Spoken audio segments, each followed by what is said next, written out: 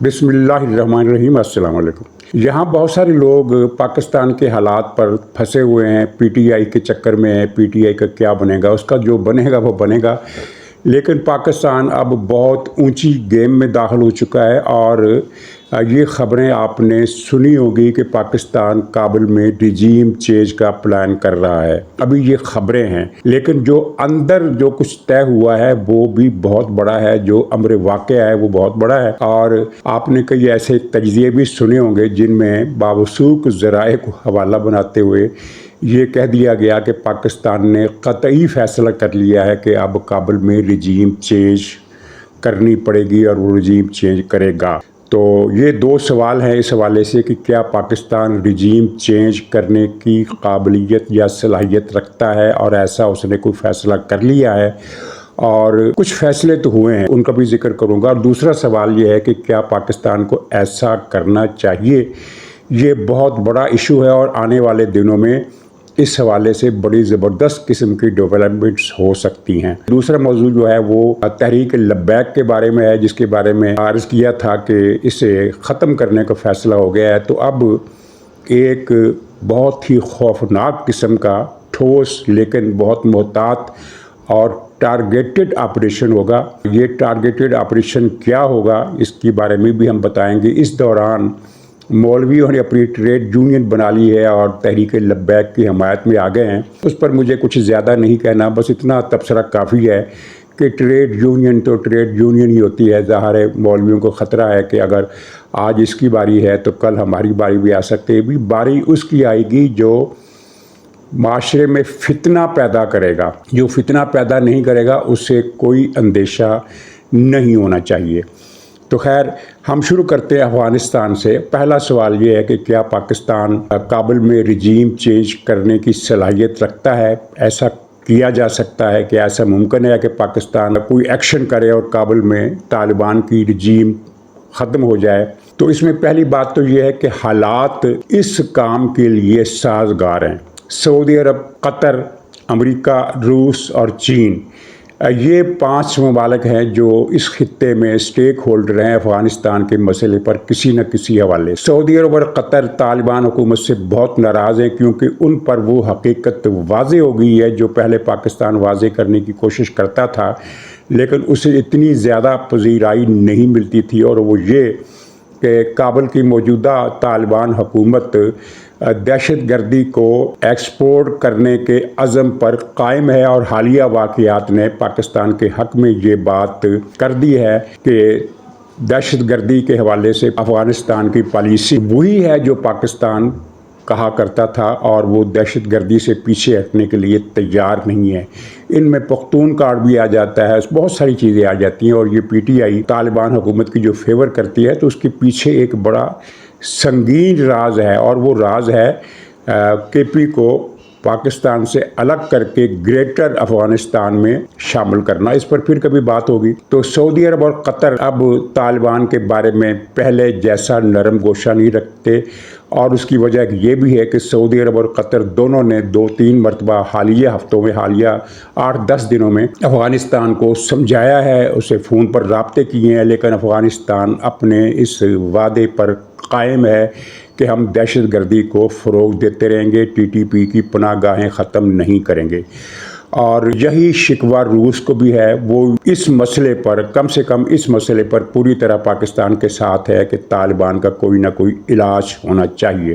چین بھی طالبان کی پالیسی سے ناراض پہلے ہی تھا، لیکن اب انہوں نے ملا ہیبت اللہ رجیم نے جو انڈیا کے ساتھ پینگیں بڑھائی ہیں، تو چین نے اس کا ظاہر ہے کہ بڑا برا منایا اور اسے اچھا نہیں سمجھا۔ تو یہ 5 اسٹیک ہولڈر جو ہیں وہ اس وقت افغانستان میں اگر رجیم چینج ہوتی ہے تو انہیں کوئی صدمہ نہیں ہوگا، کوئی انہیں اعتراض نہیں ہوگا، بلکہ وہ شاید خوش ہوں۔ تو یہ پہلی بات ہوئی کہ فضا سازگار ہے افغانستان میں چینج کے لیے۔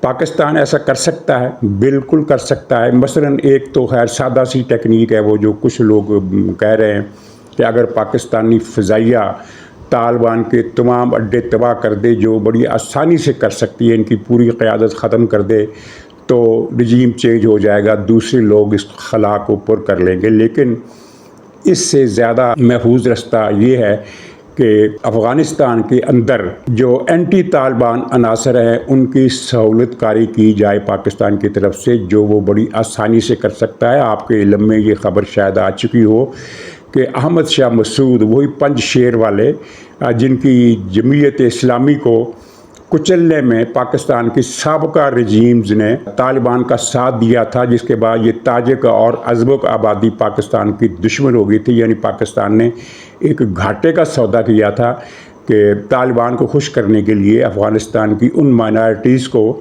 جو اتنی بھی مائنارٹیز نہیں ہیں بلکہ 40% سے زیادہ ہی بنتی ہیں، ان کو ناراض کر دیا۔ تو وہ پھر پر تول رہے ہیں اور احمد شاہ مسعود کے بھائی میدان میں آ چکے ہیں کہ ہم رجیم چینج کرنے کے لیے اپنی تحریک، اپنی موومنٹ شروع کرنے والے ہیں۔ اسی طرح جو معتدل قسم کے لوگ ہیں افغانستان میں، کرزئی، اشرف غنی اور دوسرے بہت سارے لوگ ہیں، یہ تو صرف دو وہ نام ہیں جو سامنے ہیں اس لیے کہ یہ حکومت میں رہے ہیں۔ بے شمار لوگ ہیں جو حکومت میں نہیں رہے لیکن وہ افغانستان میں کوئی نہ کوئی پوزیشن رکھتے ہیں، اور افغانستان کی آبادی طالبان سے اس وقت بہت تنگ ہے، اس میں کوئی شک نہیں ہے۔ اس میں کوئی شک نہیں ہے کہ طالبان کے پاس ایک مدرسوں کی حمایت موجود ہے لیکن وہ اکثریت نہیں بنتی۔ تو ان طبقوں کو سہولت کاری فراہم کی جائے تو یہ مرحلہ بھی طے ہو سکتا ہے۔ اور میں ایک اور پوائنٹ آپ کے سامنے رکھنا چاہتا ہوں جس پر ہمارے دانشور اور تجزیہ نگار توجہ نہیں دے رہے، وہ یہ ہے کہ ماضی میں افغانوں نے روس کے خلاف جنگ لڑی تو کمک کہاں سے آتی تھی؟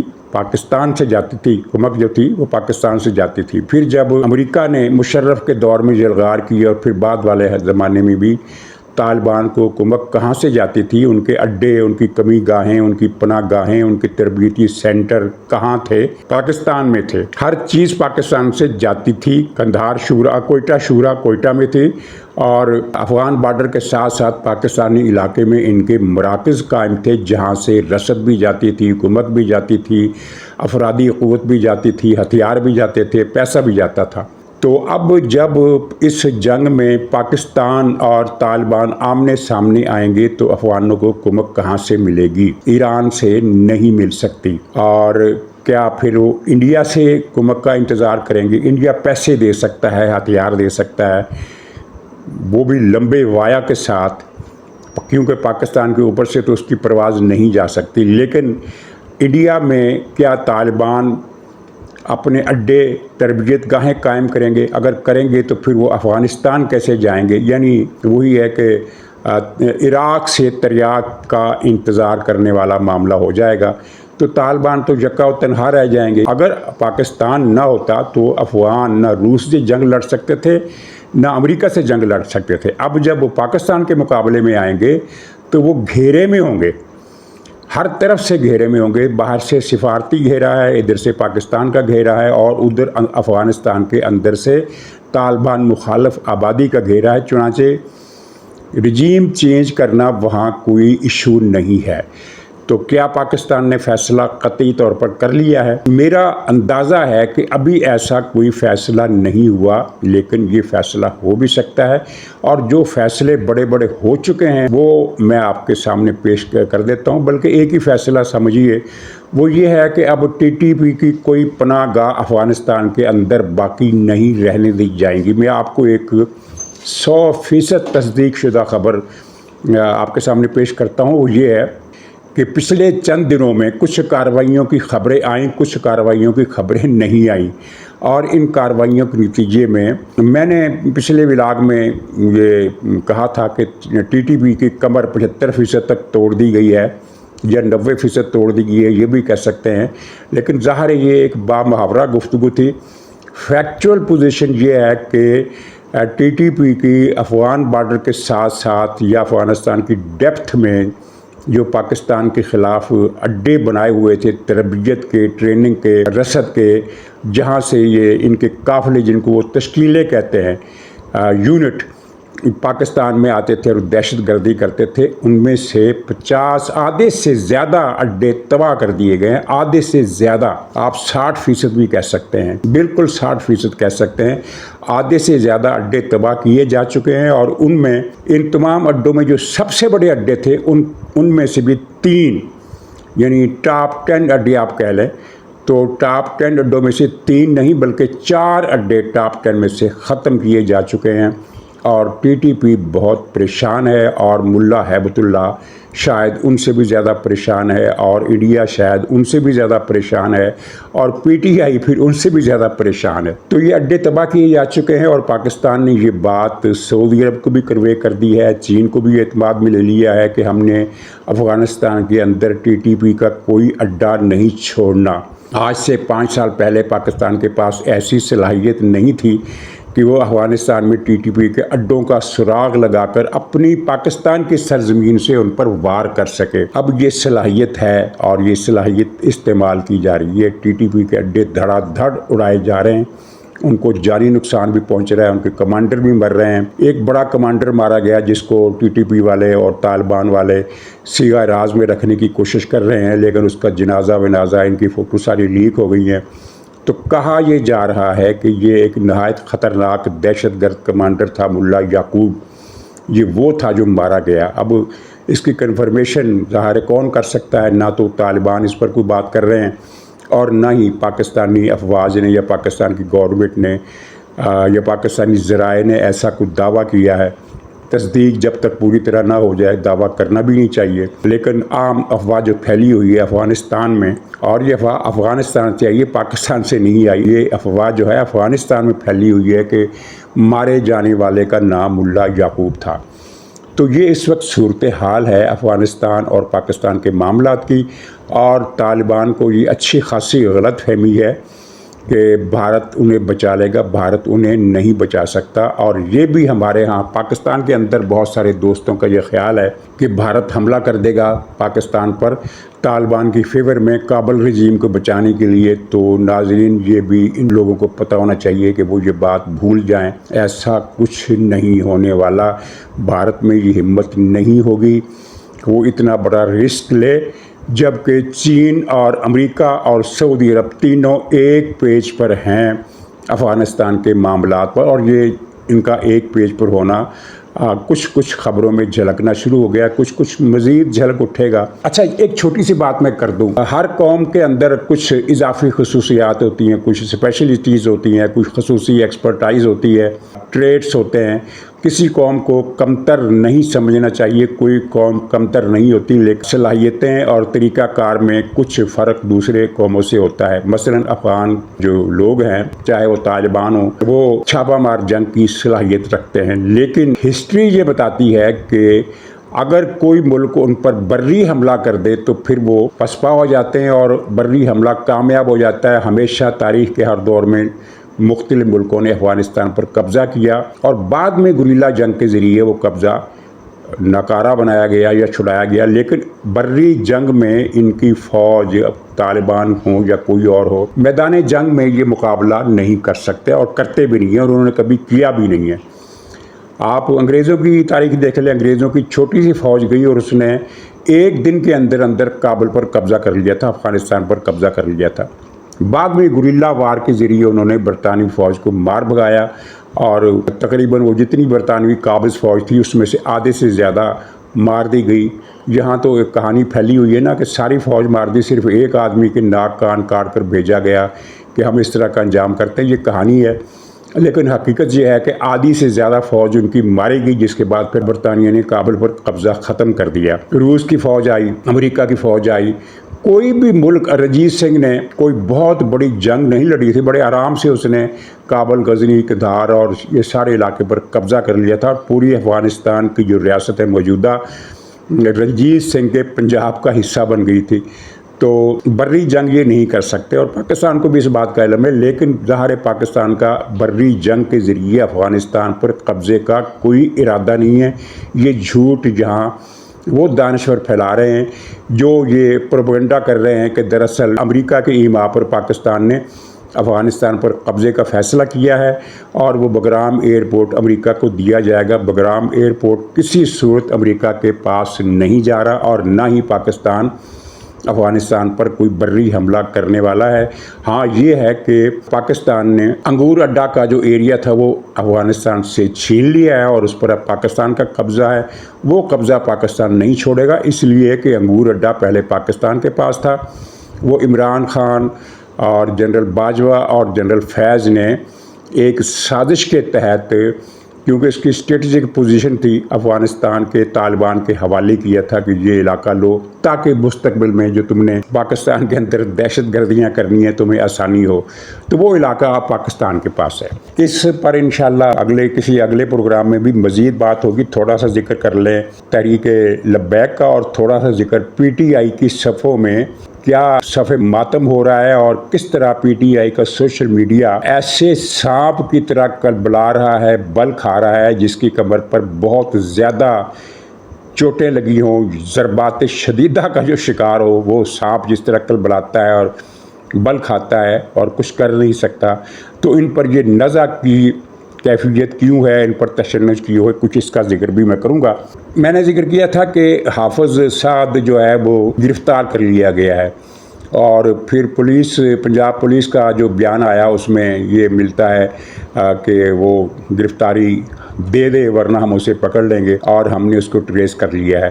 تو اس بیان کا اگر آپ ترجمہ کریں تو آپ کو پتہ چلے گا کہ حافظ کی حراست کا یہ اقرار کیا جا رہا ہے کہ حافظ ہمارے قبضے میں ہے۔ ظاہر ہے وہ مناسب وقت پر شاید آج صبح یا آج شام یا کل اس کی گرفتاری کا اعلان کر دیں گے۔ گرفتاری اس کو کہتے ہیں گرفتاری ڈال دی جانی، اور وہ بات بالکل جھوٹ ہے کہ اس کے کندھے پر گولی لگی ہے۔ زخمی وہ ضرور ہوا ہے، اور وہ میں نے بتایا تھا کہ وہ کنٹینر سے اس نے جو جمپ کیا تھا اس کی وجہ سے اسے چوٹیں لگی۔ تو اب یہ طے ہوا ہے کہ مولوی ٹریڈ یونین بناتے رہیں، لیکن تحریک لبیک کے دہشت گردوں کو نہیں چھوڑا جائے گا۔ آپریشن ہوگا، اندھا دھند آپریشن نہیں ہوگا کہ جو بھی لبیک تحریک کا حامی ہے اس کو پکڑ لیا جائے، جو بھی اس کا ورکر ہے اسے پکڑ لیا جائے، نہیں۔ کچھ لسٹیں تیار ہیں جن کے خلاف ثبوت ہیں کہ وہ ماضی میں بھی یہ اس طرح کی حرکتیں کرتے رہے، ان کو پکڑا جائے گا، اور اس سلسلے میں کوئی رحم، کوئی رعایت، کوئی مداخلت برداشت نہیں کی جائے گی۔ ناظرین یہ سب کے سامنے ہے، میں آپ کے سامنے دو باتیں رکھ کر تیسرے موضوع پر آتا ہوں۔ ایک تو ٹی ٹی پی کا ماضی ہے۔ اس نے جب بھی جلوس نکالا اس نے رستے میں 10-12 لاشیں ضرور گرائی ہیں۔ یہ اعزاز اس کے علاوہ کسی پارٹی کو حاصل نہیں ہے۔ پی ٹی آئی اس کے بعد دوسرے نمبر پر آتی ہے۔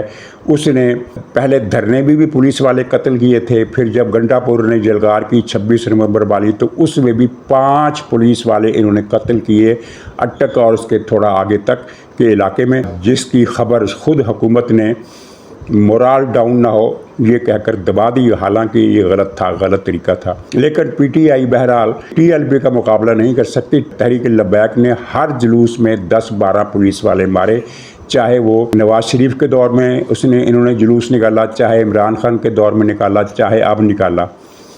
تو یہ ان کی ایک بہت ہی خونی قسم کی پوزیشن ہے۔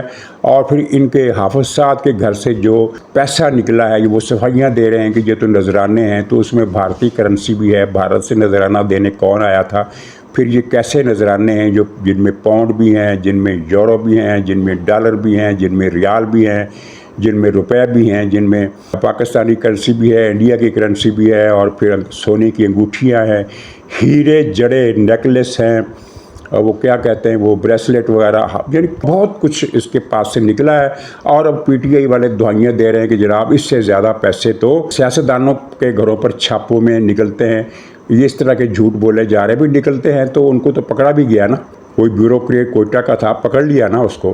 اور اچھا اگر نہیں بھی پکڑا تو اس کا یہ کیا جواز ہے کہ فلانے ڈاکو کو آپ نے چھوڑ دیا تو اس ڈاکو کو آپ چھوڑ دیں؟ ناظرین یہ سائیکو پیتھ ہے دونوں باپ بیٹا۔ باپ تو خیر مر گیا، وہ بھی یہی کرتا تھا کہ مار دو گردنیں اڑا دو، اور یہ بھی بیٹا بھی یہی کرتا ہے کہ مار دو گردنیں اڑا دو۔ انہوں نے کیا ہے سب کچھ۔ تو اب یہ مولوی حضرات ٹریڈ یونین بنا رہے ہیں تو نہیں چھوڑا جائے گا۔ ٹریڈ یونین رکاوٹ نہیں بن سکتی۔ تحریک لبیک کو پہلے ہی زوال کا سامنا ہے۔ دو باتیں آپ کے سامنے ہیں کہ ایک انہوں نے جو ریلی نکالی جس میں خیال تھا، گورنمنٹ کا خیال تھا کہ 15,000 کے قریب لوگ ہوں گے، لیکن وہ 3,000 سے زیادہ گنتی کسی بھی مرحلے پر نہیں بڑھ سکی، 3,000 سے زیادہ نہیں تھے۔ اور جب مرید کے میں ایکشن ہوا تو 3,000 سے بھی کم تھے، اور جب لاہور سے مرید کے پہنچے تھے تو یہ 2,500 تھے، 500-700 مرید کے سے آگے ہوں گے۔ دوسری بات یہ کہ جب یہ حافظ وغیرہ گرفتار ہوئے، کریک ڈاؤن ہوا تو انہوں نے فوراً ایک کال دی کہ پورا پاکستان جام کر دیا جائے۔ کیا جام ہوا؟ نہیں ہوا. بہت سارے مقامات پر 15-20 مقامات پر ملک کے 15-20 مقامات پر ان کے ورکر نکلے.